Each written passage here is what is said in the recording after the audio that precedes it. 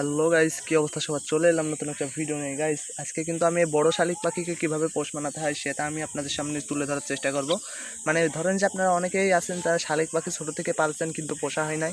এখন আপনাদের পাখি হয়তো বড় হয়ে গিয়েছে, কিন্তু এই বড় পাখিগুলোকে কিভাবে পোষ মানাবেন এই ভিডিওর মাধ্যমে জানতে পারবেন। তো বেশি কথা না বলে শুরু করছি আজকের ভিডিওটা। তো গাইস দেখুন, আমার শালিকটা কিন্তু আমি ছোটোবেলায় এনেছিলাম 15 দিনের বাচ্চা। যারা আমার আগের ভিডিওগুলো দেখেছেন তারা বলতে পারবেন। তো শালিক পাখিটা কিন্তু এখন মোটামুটি 3 মাস প্লাস বয়স হবে।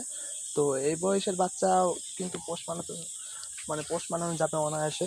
মানে শালিক পাখি এমন একটা পাখি, যে পাখি মনে করেন যে যত বড়ই হোক না কেন, মানে যদি মানুষের সংস্পর্শে একবার আসে তাহলে কিন্তু শালিক পাখি পোষ মানবেই। এটা কিন্তু একেবারে লিগাল কথা। আর ফার্স্ট অফ অল, যদি আপনারা এরকম বড় পাখি পোষ মানাতে চান, মানে আপনারা ধরেন যে যদি আপনাদের পোষাও না হয়, তাহলে মনে করেন আপনাদের যে বাসস্থানে থাকবে, মানে আপনারা যেখানে সবসময় থাকেন সেখানেই থাকবে পাখি। তো এই কিছু তথ্য শেয়ার করবো আপনাদের সাথে। ফার্স্ট অফ অল, আপনাদেরকে পাখিদেরকে আপনারা অনেকে ভুল করে থাকেন যে পাখি নিয়ে এদিক ওদিকে ঘুরতে চান। এই কাজটা কিন্তু কখনোই করবেন না, বিশেষ করে বড় পাখির ক্ষেত্রে। কারণ আমি আপনাদেরকে দেখাই, আমার এই পাখিকে নিয়ে ধরেন যে আমি এখন বিলে ঘুরতে গেলাম, মনে করেন যে মানে বৃষ্টির কারণে কিন্তু বুড়ে গিয়েছে, ওটা কিন্তু দেখতে গেলাম আমার পাখিটিকে নিয়ে। এই পাখিটিকে নিয়ে ওটা দেখতে গেলে কিন্তু আমার পাখি কিন্তু ধরেন যে মানে আমার সাথে যাবে গিয়ে, কিন্তু আমি যখন এখানে থাকবো না, পাখিটিকে ছেড়ে দিয়ে চলে যাব, তখন আমার পাখিটা কিন্তু ওখানে আমাকে খুঁজতে যেতে পারে পরে। আর এটাই কিন্তু মূল সায়েন্স এখানে। ধরেন যে আপনি যদি অন্য কোনো মানুষ ওখানে যদি পায় আপনার মতো দেখতে, তাহলে কিন্তু সে অনায়াসে ওই মানুষটার সাথে চলে যাবে। তো ফার্স্ট অফ অল, আপনারা এই ভুলটা কখনোই করবেন না। আর দ্বিতীয় ভুলটা হচ্ছে শালিক পাখিকে ভয় দেখানো অথবা ধরা। দেখুন, এটাই কিন্তু শালিক পাখির কতটা পোষা হবে সেটাই ডিফারেন্ট করে। শালিক পাখিকে ধরারও একটা নিয়ম আছে। বিশেষ করে শালিক পাখিকে অনেকেই আছেন যারা হাত দিয়ে মানে আটকে ধরেন, এরকম করে, আমি ধরছি না, এই তো এরকম করে ধরেন, কিন্তু এটা কিন্তু সম্পূর্ণ ভুল একটা পদ্ধতি। আসলে শালিক পাখি এরকম হাতে থাকবে সবসময়, কোনো সমস্যা হবে না। যদি আপনারা এরকম হাতে নিয়ে অভ্যাস করতে চান, তাহলে এটা ছোটোবেলা থেকেই করতে হয়, কিন্তু বড় হওয়ার পরেও মানে করা যায় এক কথায়, যদি আপনি কয়েকদিন মেনটেন করেন। তো ফার্স্ট অফ অল, আপনাদেরকে পাখি যখন মাটিতে থাকবে তখন পাখিকে আপনি যখন মানে যে নামে ডাকেন, শীষ দেন অথবা আয় আয় করে ডাকেন, তখন কিন্তু শালিকের এই যে বুকের নিচে এই যে তালুটা এভাবে দিবেন, দিয়ে এরকম করে তুলে নেবেন। আমার পাখিটা আমার ঘাড়ে উঠছে, এটা এরকম করে নেবেন, নিয়ে মনে করেন আস্তে আস্তে মাথায় নেবেন। আমার পাখিটা দেখুন এমনি আমার ঘাড়ে উঠে যাচ্ছে, এই তো ও আমার কানে ঠোকর দিচ্ছে। তো এটা কিন্তু ছোটোবেলা থেকেই করতে হয়, তবে আমি জানি যে বড় হলেও হবে ইনশাআল্লাহ। আর যারা ছোটো পাখি পালছেন, এখনও কিন্তু শালিক পাখির সিজন শেষ হয়নি, যারা পালবেন ভবিষ্যতে তারাও কিন্তু এটা করতে পারেন, সমস্যা নাই। এবং যাদের পাখি অলরেডি বড় হয়ে গিয়েছে তারাও চাইলে এই পদক্ষেপটা নিতে পারেন। আরেকটা কথা হলো, ওই দেখুন আমার পাখিটা এখন উড়ে যাচ্ছে। আর বিশেষ করে ওই তো দেখুন কোথা থেকে একটু উড়ে আসলো, এই তো। আপনারা হয়তো অনেকেই ভেবে নিয়েছিলেন যে শালিকটা হয়তো উড়ে অন্যদিকে চলে যাচ্ছে, কিন্তু এটা কিন্তু আসলেই না।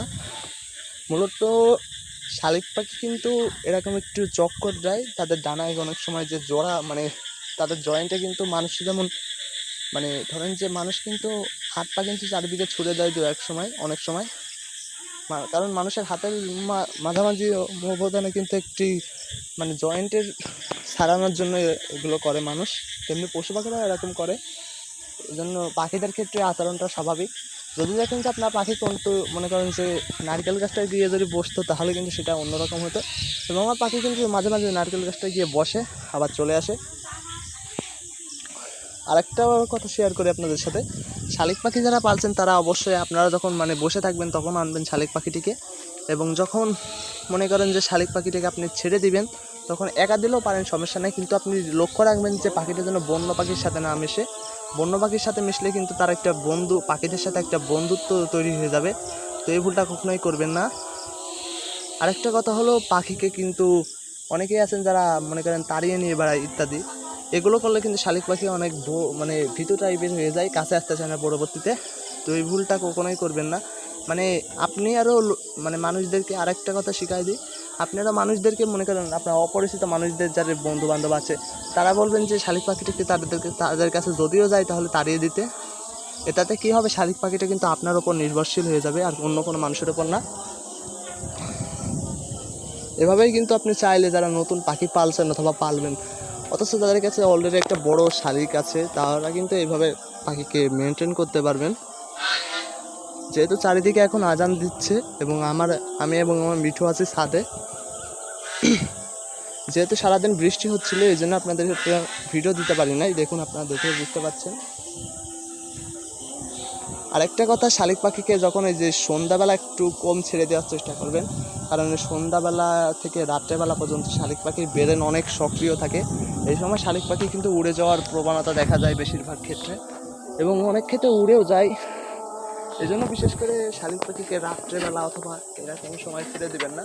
আমার পাখিটা অনেক পোষা বলে ছাড়লাম, এই তো, যেহেতু সে আশা করছে উড়বে না, কিন্তু এই সন্ধ্যাবেলা যে মনে করেন চারিদিকে মানুষ হাঁস মুরগির আনাগোনা হয় ইত্যাদি কারণে কিন্তু শালিক পাখি অনেক সময় ছেড়ে চলে যায় মানুষকে।